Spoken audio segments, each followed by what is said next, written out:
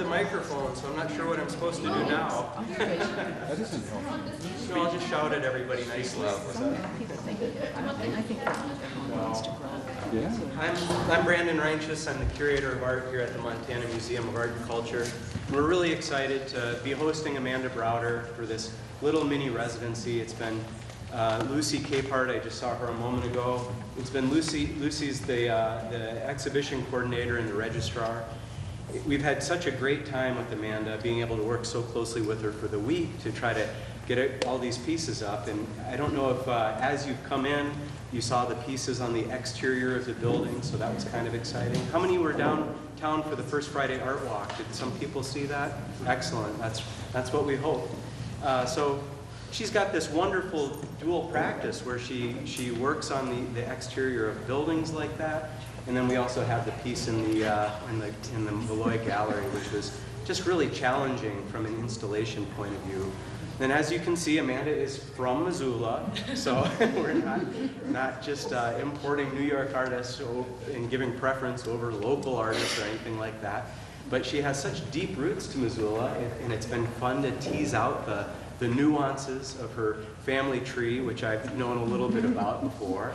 And the Montana Museum of Art and Culture was founded in 1895, began collecting in 1895, and next year is going to be our 120th anniversary, so it's this huge deal for us, a really big year, and we're so excited to be celebrating this really milestone birthday. And as part of that, there was a gentleman named Gordon Browder, who was on the faculty. Lynn and George were just talking about him, and he's actually Amanda's grandfather, and he was very active with the museum committee, and did a really great thing in the 70s when Aidan Arnold, the chair of the art department, passed away quite unexpectedly, and he had the whole legacy of his paintings, this enormous repository of artwork, both very experimental for the time, a huge range between landscapes, traditional still lifes, abstractions, sculpture, everything. And it was due in part to the Browder family that we're really grateful that in 1976 they made a donation. They felt it was their duty as Missoula citizens and as his role on the collections committee to see that artwork came to the Montana Museum of Art and Culture. And so because of that, we have 276 pieces by Aidan Arnold in the collection that we wouldn't otherwise have. And they're really important pieces to the collection. So not talking about Aidan, but talking about Amanda, let's refocus the lens here.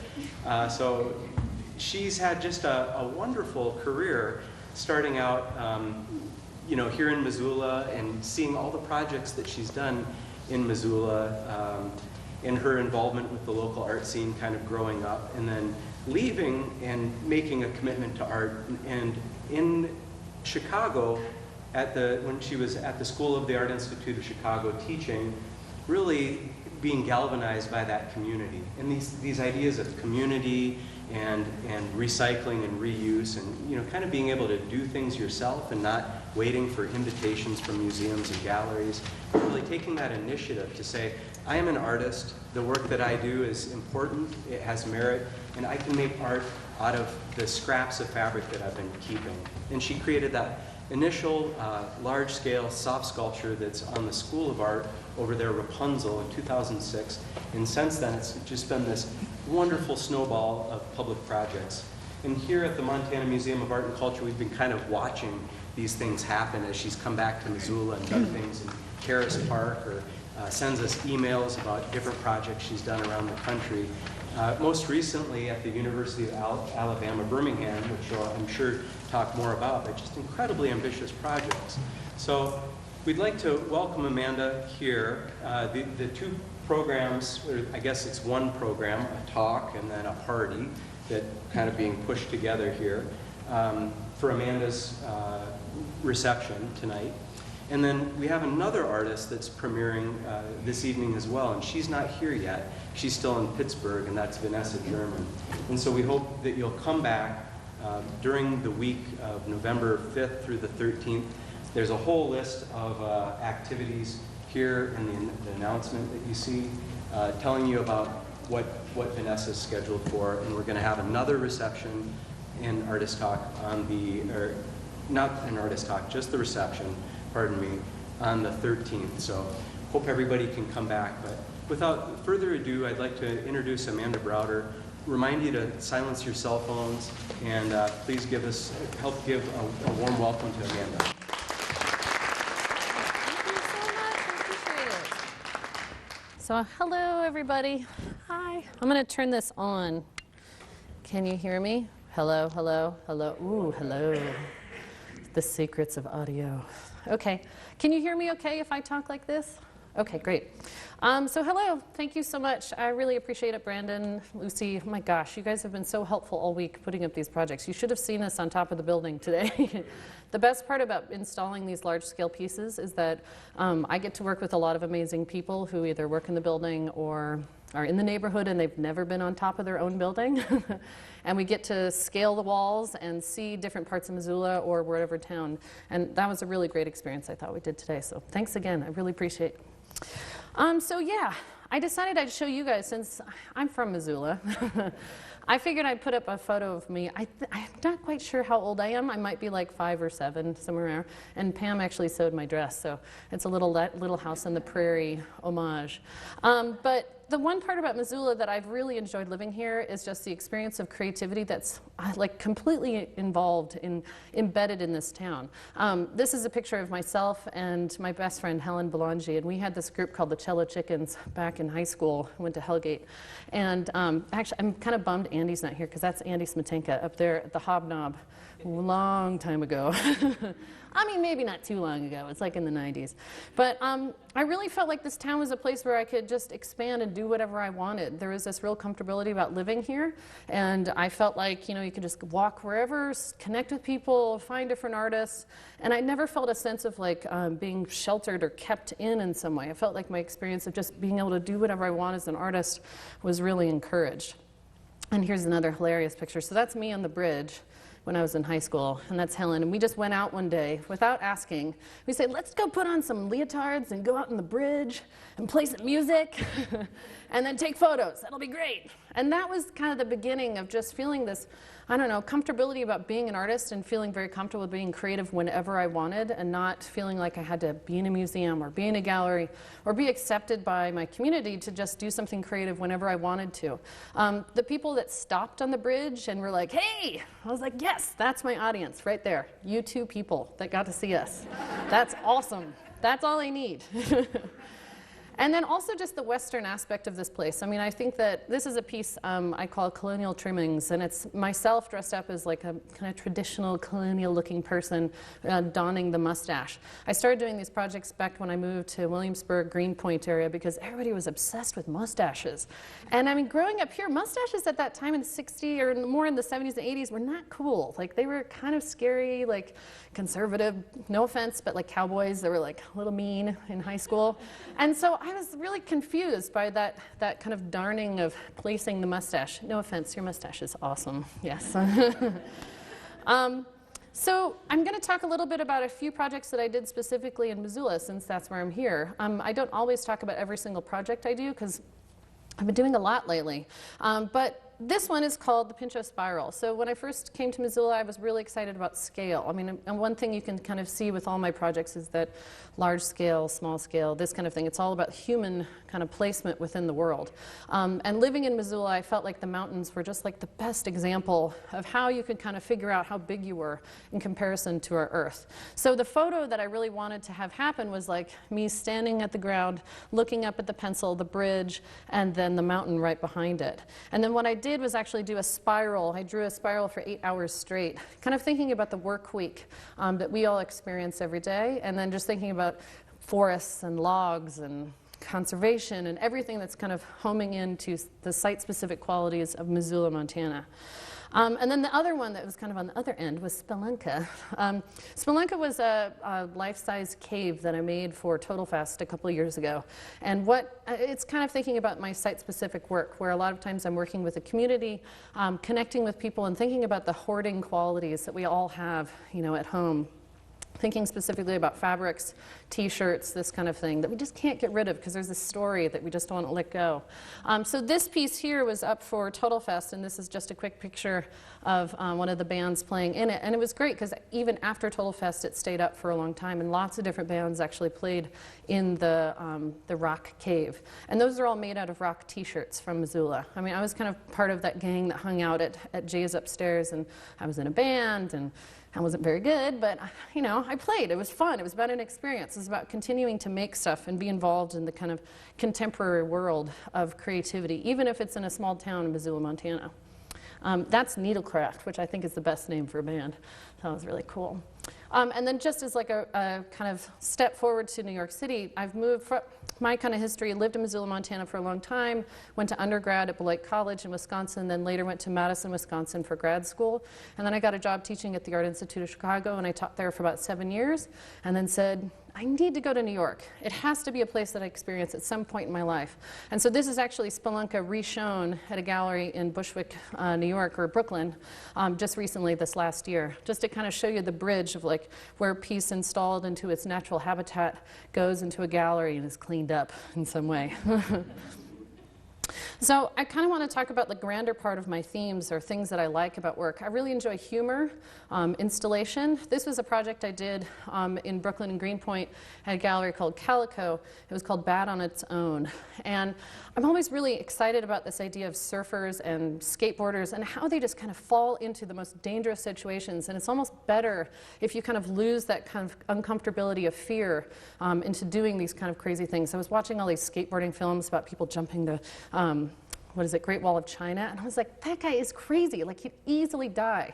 And I hate to say it, paralleled as an artist. I was like, you know, when I call myself an artist in my culture or community, I think there's a little freedom that goes with that. Like when you say you're an artist, all of a sudden people are like, oh, do whatever you want, go for it, make whatever you want. You know, I could say something gross, I mean, like you could poop on the street and people would be like, cool, you're an artist, that's fine. And there's that freedom that I love.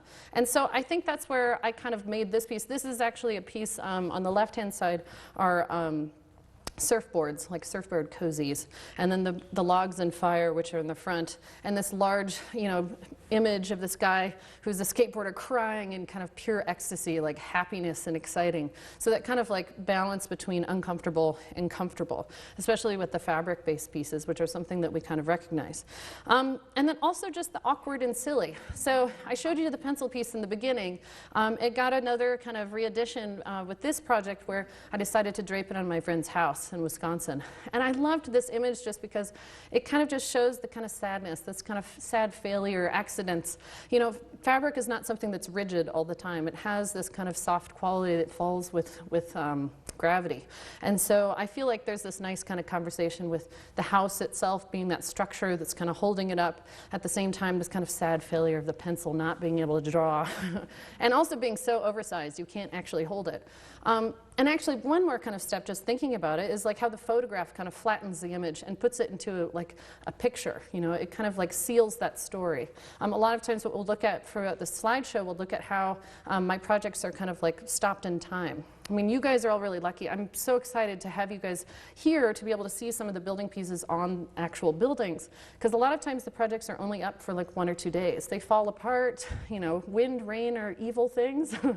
And so I'll spend 6 months on a project and it'll only be up for about 2 or 3 days. So the photograph is really important. It's kind of like a sealing of the situation and kind of the experience, the conversation that kind of goes after finishing a project. And then color. Color is so important. It's bright things. In the 90s when I was growing up and grunge and going to secondhand stores and finding different fabrics were really part of my world, I started seeing all these amazing fabrics and I didn't feel connected to paint. I felt connected to the fabrics. I didn't want to make my own fabrics. I just wanted, there was so much out there already that was so awesome. And by putting them together and kind of getting these really cool juxtapositions, I was able to make some really cool work that I was excited about. And then the last aspect I'll kind of talk about is community and neighbors and expanding of audience. I really feel that in contemporary art, we don't always get to connect with everybody. You know, there's a museum barrier a lot of times. And my project, so this was actually a project I did in Chicago called Neighbor. And if you ever go to my parents' house, you'll see one of these on their door as well. But what I did is I asked everybody on this street in Chicago if they would put this word, neighbor, in their window for this public art festival that was happening at that time. And every single house said yes, and every condo and apartment says, get out of my way, get out of my way. And actually I had 2 of them call and complain saying I was disturbing the peace by knocking on their door to say, hello, I'm an artist, don't be scared. And that was just a real explanation of like what it means to connect with people. And you know, as an artist, I felt it was scary for me to do that as a human in general. But I felt it was important because I was like kind of like the door-to-door person that was like, please vote for art. This is a good idea, not a bad idea. So I ended up chatting with all the different businesses, and they were the ones that ended up putting it in their windows, kind of showing like what is neighborhood? What's a physical explanation of neighbor? Who lives next door to you? And what does that mean actually physically? So a lot of these projects, what we'll talk about is public sewing days, connecting with people, talking to the community, and how that can be a positive. Plus also touching art. I love the fabric, you know, you can touch my pieces. It's not something that's always so like sterile and uncomfortable. This is a blanket piece of wall hanging that I had in a gallery also. And my friend just gave it a big hug. And I thought that was such a sweet picture. I was like, perfect. This is exactly what should happen. So yeah, it's one of those that push-pull about high art and low art. And you know, if it's in a gallery, it's more pristine. And if it's outdoors, it's not as important. If it's made out of fabric versus paint, there's all these kind of dichotomies that we can talk about with work. So the first project I'm just going to quickly talk about is Rapunzel. It was made in 2006. Originally, this is the kind of final image that I had taken. So that's my apartment building. Back in the day, I just graduated from art school, and I was confused, and I didn't know what to do. My studio was in my living room, and at that point, you turn inwards. Like, you just become so frustrated as artists, because, you know, no galleries are calling you. They're not saying, hey, you want a show? We love your work. The internet was just starting, so that was even more difficult, because you're sending slides to people, and they were, like, throwing them in the garbage. So out of frustration, I took all the fabric that I'd owned in my apartment, and I just said, oh, I'm just going to sew everything together, throw it out my window, have an opening, and that's going to be the piece. And it's going to call it Rapunzel. Why not? Out of anger and frustration. Also, Chicago is so gray. In the wintertime, at least here, we have like evergreens and mountains and beautiful things to see, and we kind of embrace the winter. There, it's really flat and gray and cold. So I thought this would be kind of a nice neighborhood charm that people could stop by and kind of check out. I mean, and so the cool thing is just called a bunch of friends, said, hey, let's have an opening, come over, see what happens. And then a curator came to visit, got really excited about the project, and we ended up showing it at a show in Northern Illinois University, and they actually draped this every single day for 2.5 weeks, and then later put it inside the gallery for a fiber show. And this was my first kind of experience with working with buildings and architecture with fabric. I'd been sewing projects for a long time, but I'd never worked with the rigidity of the building. And so when I moved to New York, that's when I decided to make Future Phenomena. So if any of you guys, when you leave the building, if you walk on that side by the parking lot, you'll see this piece on top of this building here. So Future Phenomena, it's installed differently here. When I moved to Greenpoint, Brooklyn, the one big thing that goes with being an artist is the word gentrification, and we all kind of hear it. Because you move to a neighborhood where you can afford to have a studio and maybe an apartment, and then slowly developers find out about you, and they move towards you, and then they double your rent, and then everybody moves out, and then you have to move to the next neighborhood. So it's this constant nomadic experience. For me, I felt like I was moving to New York. I had no friends, well, a few friends there. I'd not gone to school there. I was really going cold just to figure out what I could do. And so I thought, okay, I'm going to let contemporary art take me and introduce me to my neighborhood. I'm going to get to know my alderman, my council person, the elderly care community down the street, all the landlords of the neighborhood. This project will help me do that. So that's what happened. I just started with a crazy drawing, and next thing you know, we just started putting it up in Greenpoint, Brooklyn. And if you guys know about Greenpoint, it's in Girls, it's in all those shows right now. It's a very sexy neighborhood, but you know, when we first put this up, it was just kind of burgeoning, which was great. But here's kind of a faraway view. You can see how big it is. But it was ended up, after a while, just talking about it enough times, showing people drawings. The North Brooklyn Public Art Coalition sponsored it. They were a small group that was trying to start public art in that neighborhood. And we started working together. We got grants from the Brooklyn Arts Council, and that's how it started. So next thing, what are the steps? First part, donations of fabric. So a lot of times what I do is I do calls for fabric. How do I get this fabric? A lot of times it's through donation bins. This is actually a picture from Birmingham, Alabama. I'm going to just kind of mix in a lot of different images or articles from different projects. This is a poster that I had made for the Future Phenomena project. What we did is we kind of sent out Craigslist ads. We ended up getting an article in the New York Daily News talking about the project, and a huge collection of people came out of the woodwork. There was this group down below. Actually, I think I can walk, yeah. Okay, this right here, this couple right there donated like 4 carloads of vintage fabric. They were an amazing family because they read the article and decided to give me a call, and next thing you know, I'm full with fabric, which was great. But yeah, so donation of fabric, calls. This was a poster that was for the Chromatic High Five, so we'll talk about that later. Oh yeah, that's the family. The Carmine and Pauline. They said forget about it without irony. It was awesome. I was like, I'm in New York. This is great. Oh, they were so good. And then public sewing days. This is my way of connecting with the community. So I'm going to show you a couple Missoula pictures. This was during the Spelunka project. So we worked at Selvage down in the basement, and they had a collection of different sewing machines. So we were actually sewing a lot of the vintage bags. Hey guys, there you are. I threw in some people that are probably in the audience, so that's why I'm like, yeah. So these are projects we call. We put out a poster saying, please come sew. If you can sew, great. If you can't, no big deal. A lot of times people, if they don't know how to sew, will just cut projects. We kind of like organized how the piece is put together. And then this was actually in Birmingham, Alabama. I just finished a project called Magic Chromacity, and we worked with a ton of people. This was in Dumbo for the Hello Niagara project. This was also in Magic Chromacity. This piece was 90 feet long, and we cut it up, which was pretty, not in half, but lengthwise, also in Birmingham. But it's great because people would just come, hang out, and there wasn't this uncomfortability about what to do. You kind of like fell into whatever felt good.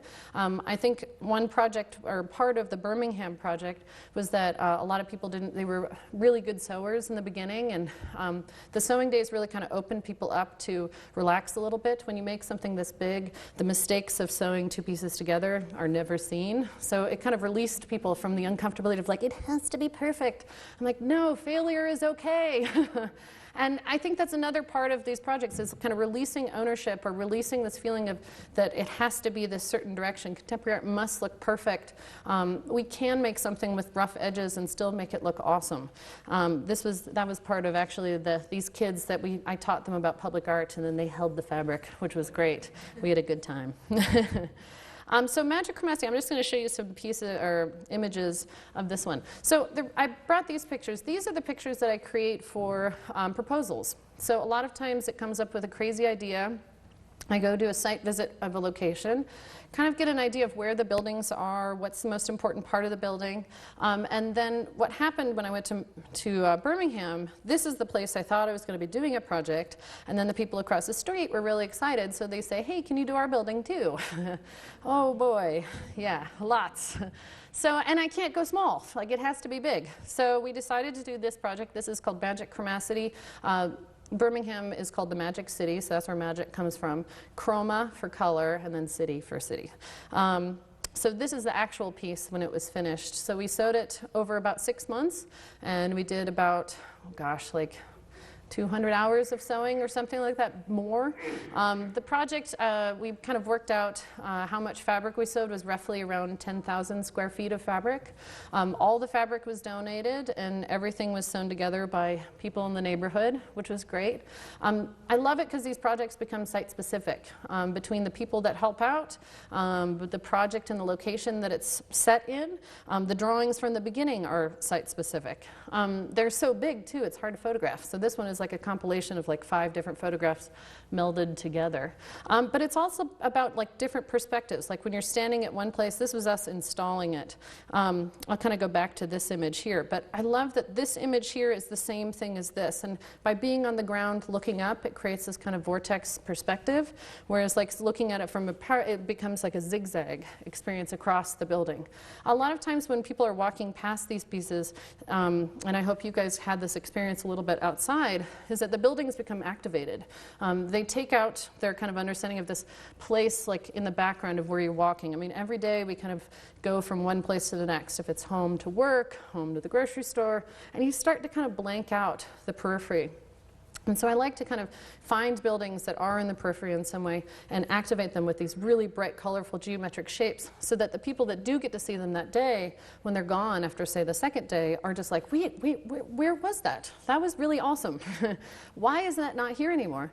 And then what happens is that building vibrates. It becomes different. It's not the same size. It's not the same shape. It becomes something different in your environment. And I like that kind of jostling experience that like public art or contemporary art can do. So yeah, this was a bunch of high school students that we worked with, and they stood in front of it when we kind of posted this piece. And then this is just to show you kind of like the way that vortex jumped up when we were installing it, which was great. All volunteers helped volunteer to put the piece up. It was really an awesome project.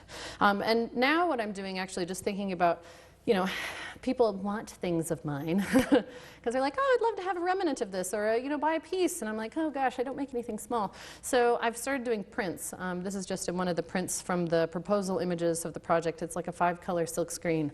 So this is probably something I'll start kind of burgeoning into over the years. But this picture is awesome. So this, this totally happened. It was not photoshopped.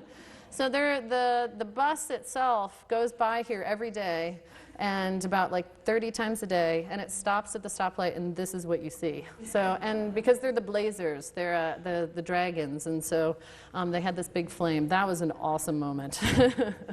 So those happy accidents are part of the project. I mean, because a lot of times people ask me, like, why you spend 6 months making this piece and then it's up for 3 days?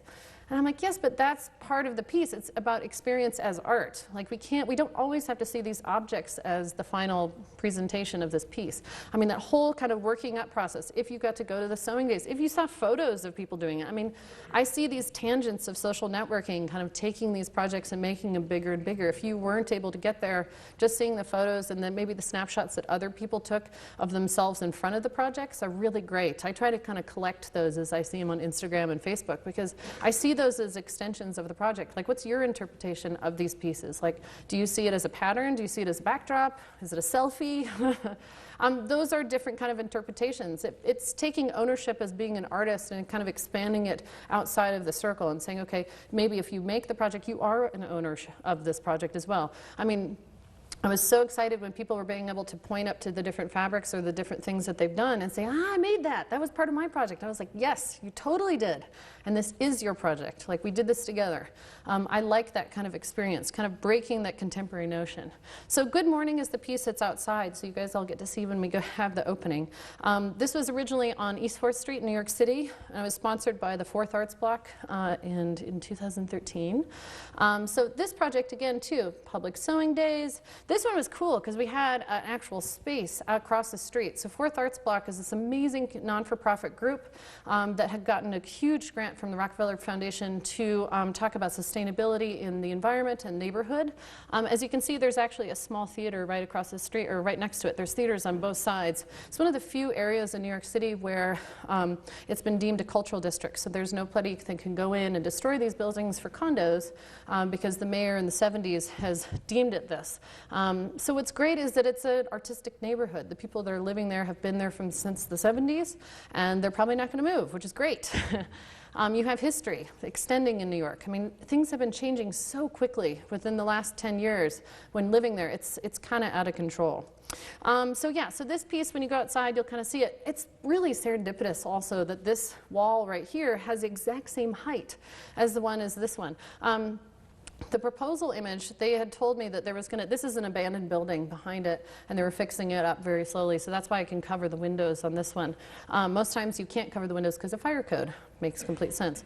But they were going to have scaffolding go all the way to the top. So the plan was just to make this huge facade that hangs down the thing, but they never did that.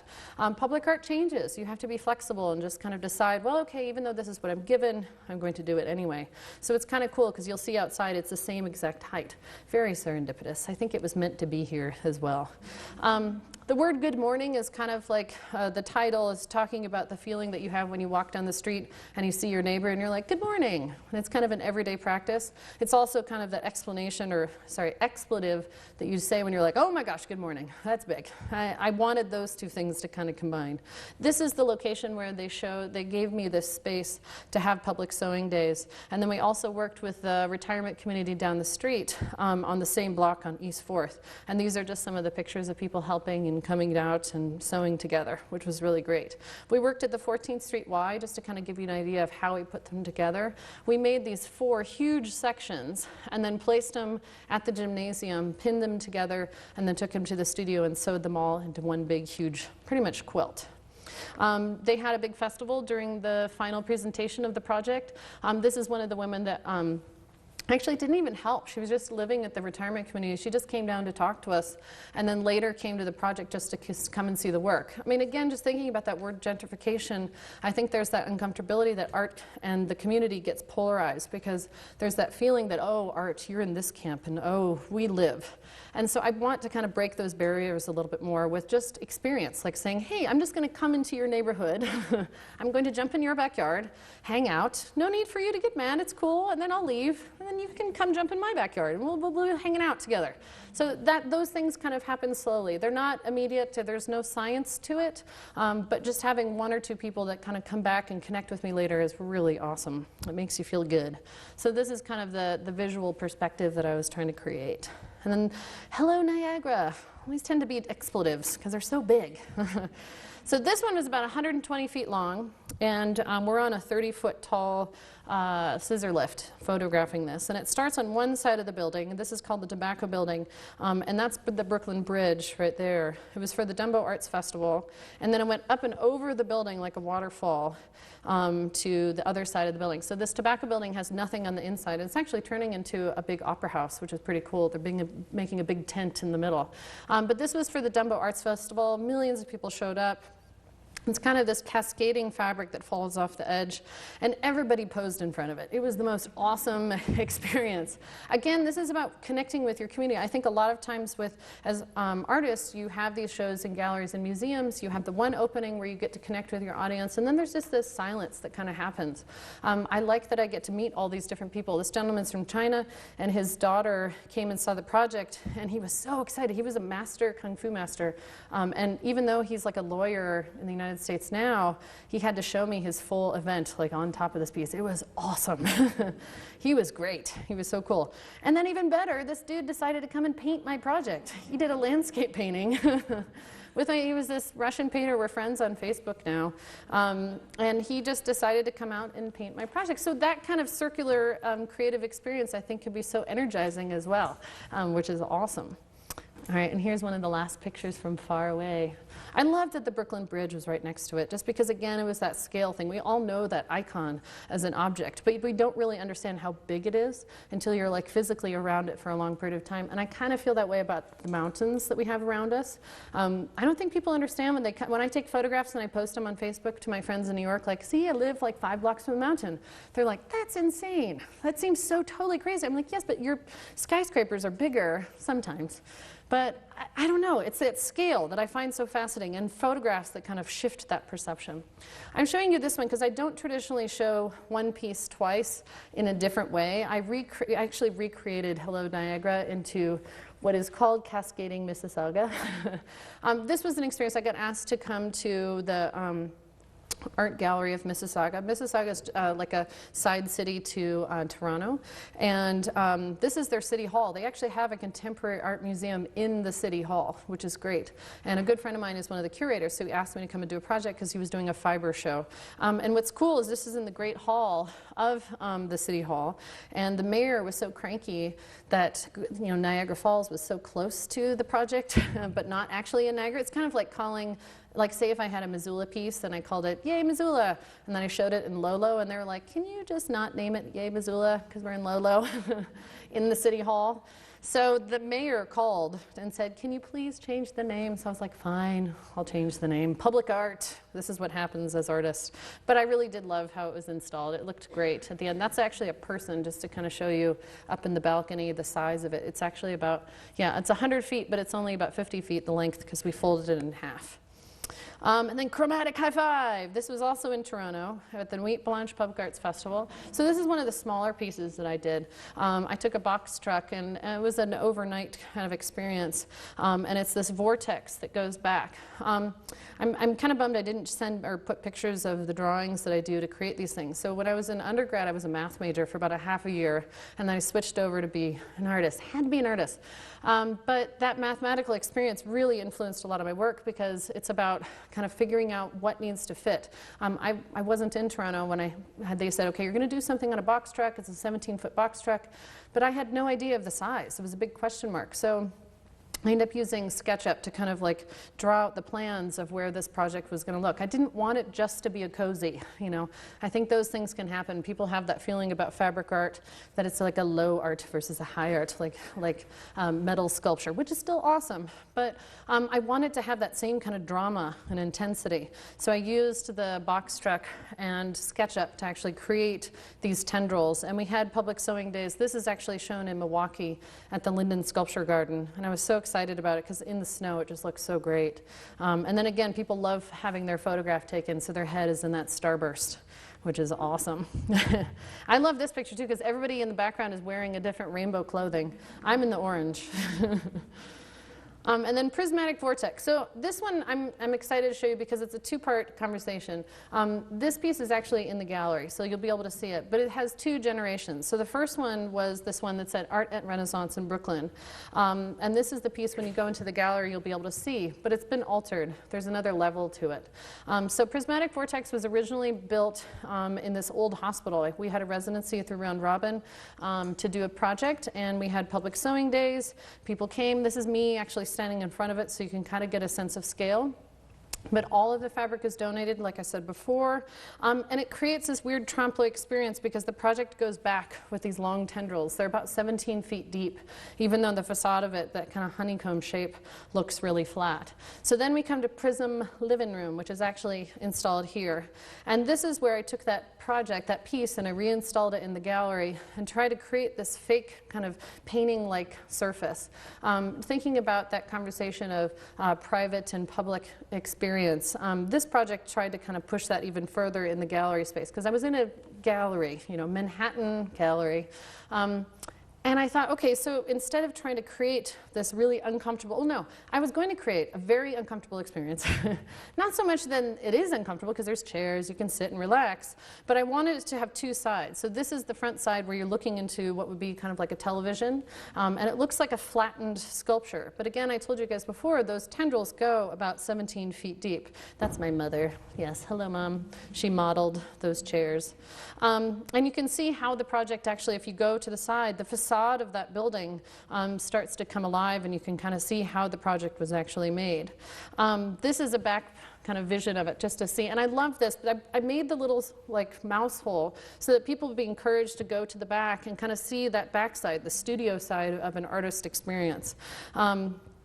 And so back there, this is what you would see. You go through the mouse hole, you'd see this kind of large black fire log sculpture on the ground, and then it would be me sewing in the corner, and then all these triangles that are up on the wall.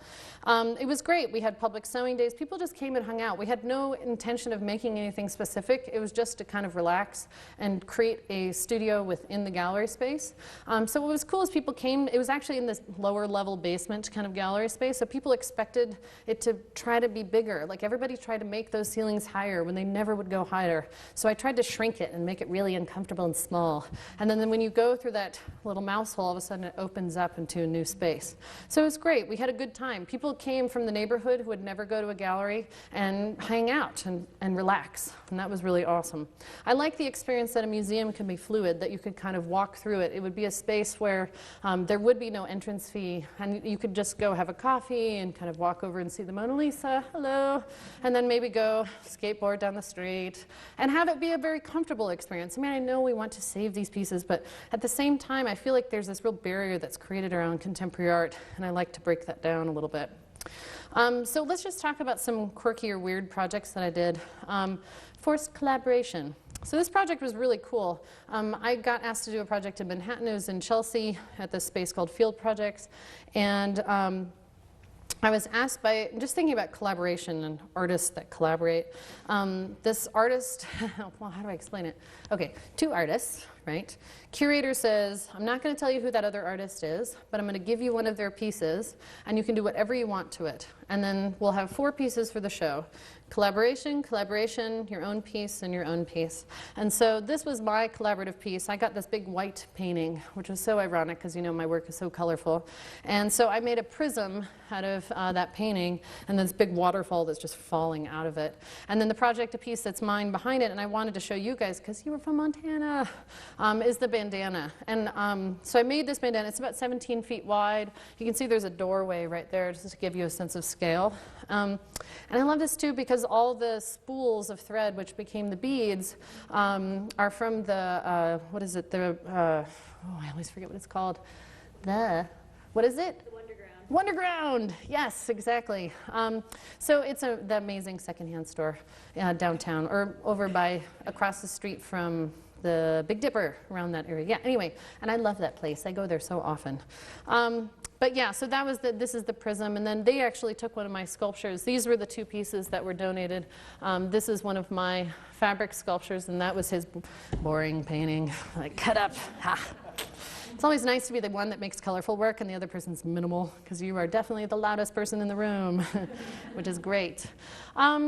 Proxy vacation. This one is a little bit more unique. I got asked to do a project in Czechoslovakia, and I couldn't go because it's really expensive to fly there. So I decided to call my friends who lived in Germany, and I said, okay, what's going to happen is that I'm going to be sending you a piece, and you have the most beautiful beginning of a lifestyle.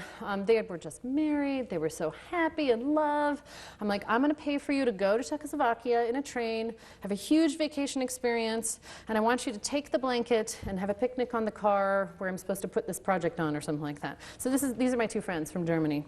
And then I had them take photographs of everything, their full, happy experience. So it was this idea of like, I'm sending these people off to have my kind of like dreamlike state. And this is me actually in the car, as you can kind of see in pictures of me like, I'm in the car, driving along. And then what happened is then I had it made into all their photographs into a wallpaper. And then the piece was actually asked to be re-shown in St. Louis. And what's cool is there was this second interpretation of it. So they hired actors to play the happy actual people that I had sent for me. It just was so many layers. It was awesome. So yeah, at this point, I'm hoping that there's another group that will pay another set of actors, or I don't know, maybe they'll call my original friends to re-act it in another location. They live in New York now, so maybe if they're flown back to, say, Germany, it'd be so great. So I'm almost done with my discussion, so I'm just going to go through these ones pretty quickly.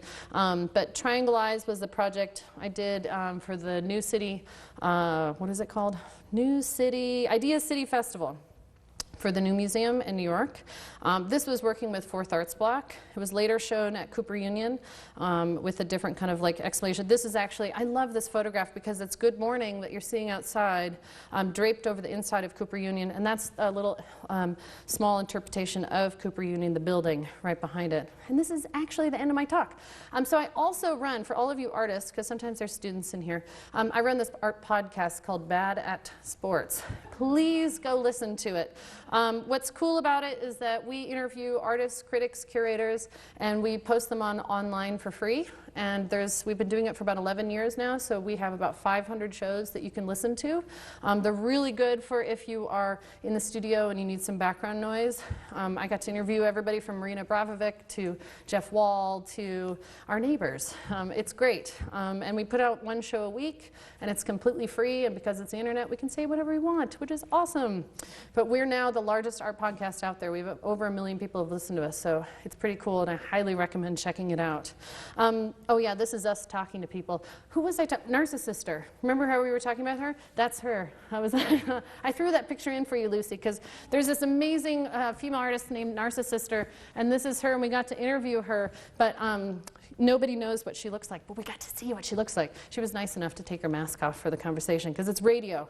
But when I photographed her, she's like, no, no, no, no. I was like, yeah, very cool. Please look her up. So thank you. Amanda Browder.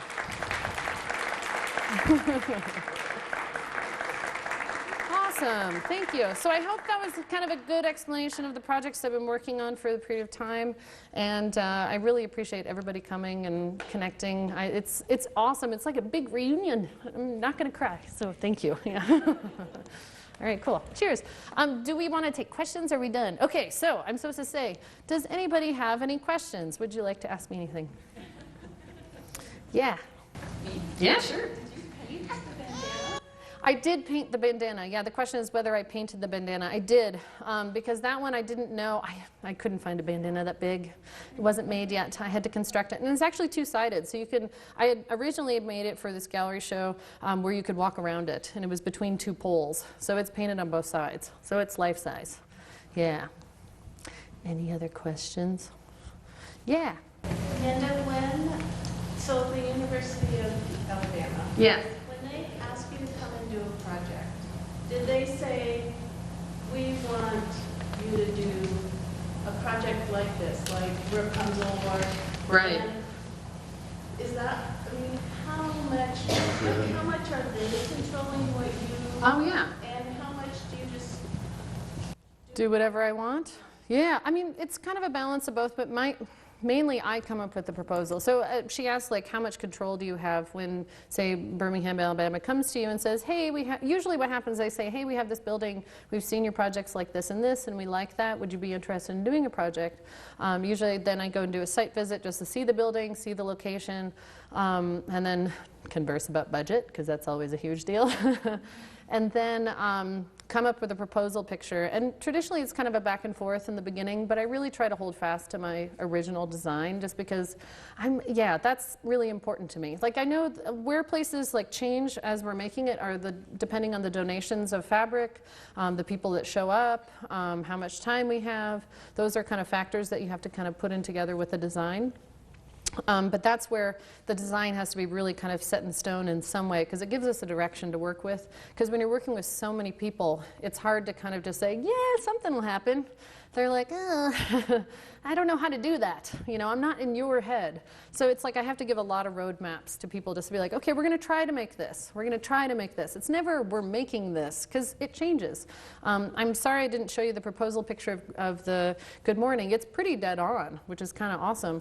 But, you know, colors change, you know, that kind of stuff. The placement of where this goes shifts, that kind of thing. But traditionally, when I come up with a proposal, I really try to stick to it. And so that helps the community, the bigger groups, kind of feel confident with whatever I'm choosing. They're like, she's probably going to do this, because she's done it in the past. So that's good. So far, at least. Who knows? Maybe I'll surprise people. That would be good. But yeah. So some of the pieces, like Good Morning or Rapunzel, you kind of repurposed. We see them in other venues. Right. But where you were talking about the architecture, Yeah. such as Alabama, it looks so specific to that corner of the building. Totally. What becomes of that piece? Yeah, people ask that. They're like, what happens to the pieces afterwards? A lot of times they get wrapped up and put in my studio, but people do ask me to show them again, like here, for example. And what happens is that we always talk about the original location and the people and talk about how the project came about when the piece goes up, just kind of like what's happening today. So the Birmingham project, most likely I'll show that kind of piece at some point. It'll always... I shouldn't have shown you the Mississauga one, but I wanted to kind of show with that one that like public art can adjust things, you know, and it's also nice to be fluid within your work. I think that's an important thing. I think that a lot of times we kind of feel like as artists that we have to stick to our guns at all times, but I like collaborating. I like this idea that work can be fluid and there can be some massaging back and forth. It happens anyway. Like even paintings get changed. I will tell you how many times I've seen like art historical things and like one time it's 1972, sometimes it's 1969. Maybe the name changes a little bit. So maybe I was nice to show you those things. But that said, With Birmingham, like that project will always be called Magic Chromacity. It won't change its name. I will never cut it up into another piece. That's really important to me also. So it's accumulation over time, but I'm kind of excited about, like, say, if I get to show all those projects again, if they're not on the building, maybe show them folded up as sculptural objects, just to kind of show that scale shift again about what happens when it's this big in the photograph, but then folded into something this large. I'm actually getting the whole piece shipped back to my studio right now, and I'm like, oh boy, it's going to fill my whole apartment, not my apartment, but my studio, and I have to move other art, out. Now I know why we have storage units, because they have to get stored. But yeah, I'm just going to keep making work. I don't want to worry about the storage aspect of it. It just needs to keep being made. There's so much fabric out there that people are not using, and they should send to me because it's necessary. But yeah, I really enjoy including that fabric and seeing the kind of information that happens. Or just like when people, like when you go into this piece here, like you'll be able to see certain fabrics, and I'll have stories that I can tell you about each one. Be like, oh yeah, that's from this lady, and oh, this person brought this one, and I enjoy that. Yeah. Just kind of taking off on that, Oops, sorry. you have certain fabrics that actually have stories behind them. Yeah. I noticed in the one that's in there, the slit is really a pocket. Yeah, exactly. So you have that to consider, and then you have just the aesthetic appeal of placing certain colors and certain shapes and patterns against each other or in juxtaposition. Right. Tell me how that works when you're doing that and working collaboratively Right. with a large group of people. Yeah, it's just about navigation of people and being able to kind of work with people and accept people's decisions. I mean, like, I actually had a moment during Good Morning where we were placing the stripes from where it is in the bottom here, like what goes where. And there was a moment of tension because it was me between some other lady, and she was like, nope, this is how it should go. And I was like, I'm sorry, but this is where I'm in charge. And it has to be this way, and I know you're frustrated, and I just talked to her about it. And that's the conversing that kind of has to happen in those negotiations. I mean, even if you're working with assistants or if you're working with a group of students, everybody wants to kind of be in charge a little bit, and it's a lot of practice of kind of understanding who people are and appreciating that they're bringing that help to you, at the same time kind of suggesting, okay, that's cool that you like that idea, and I respect that, but at this point, it's going to be my decision. Sadly, we've gotten to this point, and that's where we have to talk about it. But a lot of times, it doesn't come to that. But just the choice of colors, a lot of times, is just intuitive. I always want it to kind of vibrate. Each piece, when placing it, I feel like has to kind of vibrate on each other, so I usually don't put... Or actually, it kind of reminds me of just like a mathematical process, like thinking about randomization and trying to create static in some way. When you start, people's eyes catch patterns all the time, and so I attempt as much as I can to kind of break that as much as I can. But then at the same time leave some, because then that's predictable if you're trying to do static. So it's that kind of pushing and pulling, just like kind of working with people in personalities, saying, okay, everybody's personality is a little different. And so it's that push and pull that you have to kind of do yourself as an artist or as a person to kind of work with different people, and then also say, okay, we're going to do this, and then whoops, oh yeah, maybe a little bit of this, and that can be invigorating, hopefully. You work the other way too. You don't have the tension point. Yeah. You have those weird moments. Exactly, yeah. So that Let's makes go sense. ahead and thank Amanda. And then Oh, sorry. I could keep talking forever. Yeah. Thank you so much. Please go eat and have coffee and wine and cheese. Thank you.